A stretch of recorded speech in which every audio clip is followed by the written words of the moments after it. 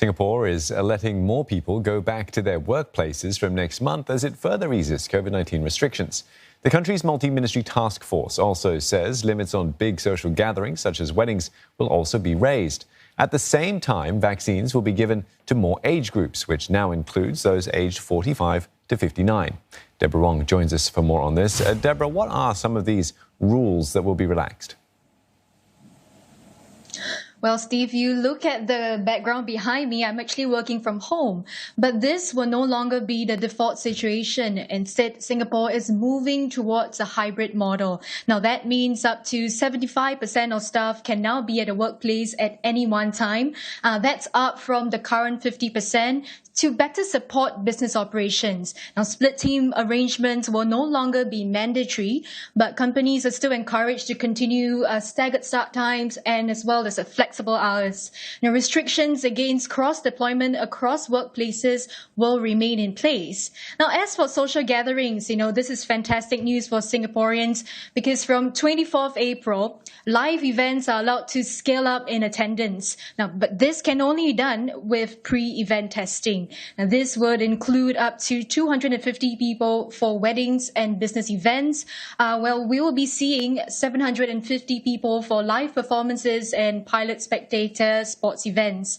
Authorities are also studying how those vaccinated will get more freedom. But for now, as long as they've been vaccinated for at least 2 weeks and are deemed healthy, they won't need to be tested before the events. Let's hear what Mr. Lawrence Wong had to say.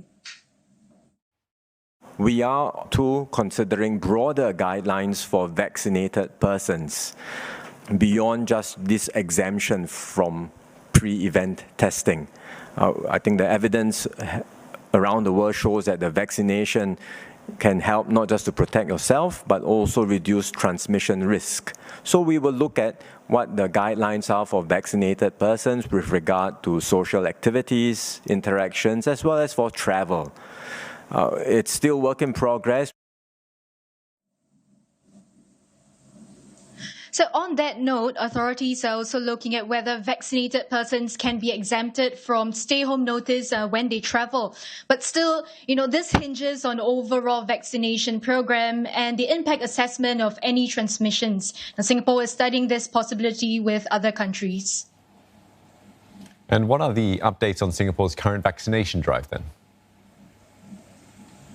Well, so far, what we know as of today is that those between 45 to 59 years old can now register online for the vaccine. Now, they'll be notified by SMS if there are any vacancies available.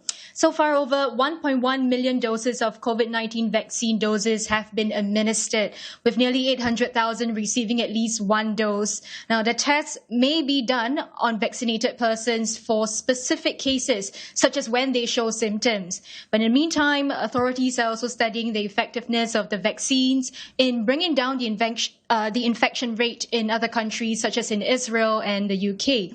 I also want to bring your attention to an international piece of news that surfaced this morning. So there have been concerns about news in Hong Kong after a batch of vaccine vials were found to be defective.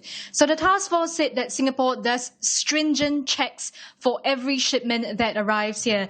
Now, this includes making sure that they are stored at the right temperature, from the point of manufacturing all the way to distribution.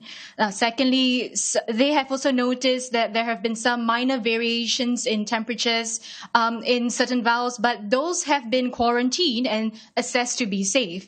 So besides the quality, the task force is also mindful that the pace of vaccine rollout hinges on supply disruption, such as in Europe. Now, the Health Minister, Gan Kim Yong, explains more. As soon as they arrive, once they clear the quarantine quality assessment, we put them almost straight to the vaccination center. So we have we keep very little stock because we do want to roll them out as soon as possible so that we can vaccinate Singaporeans and protect them as soon as possible.